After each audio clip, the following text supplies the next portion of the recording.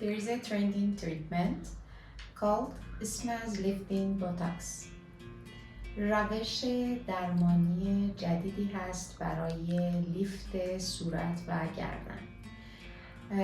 اسم از Superficial Muscular Aponeurotic System.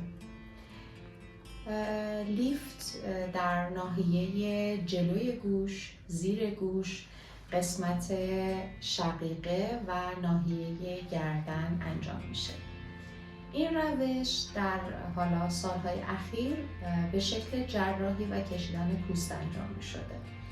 ولی تو متد جدیدی که ما میخوایم انجام بدیم این کار با بوتاکس انجام میشه و همون لیفت رو برای شما داره بدون درد، بدون حالت کارهای تهاجمی و با دوره استراحت خیلی ko'tah میتونین همون keyfiyet از لیفت رو داشته باشین.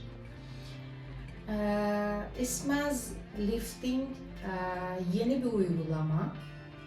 Eskiden surgical işlemlerle yapılırdı.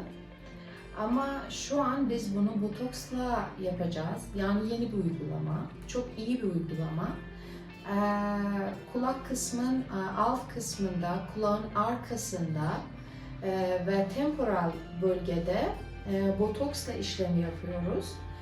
Çok derinden bir enjeksiyon yapıyoruz botoksu ve aynı etkiyi yani ameliyat gibi yüz ve boyun bölgesini yukarıya doğru kaldırır.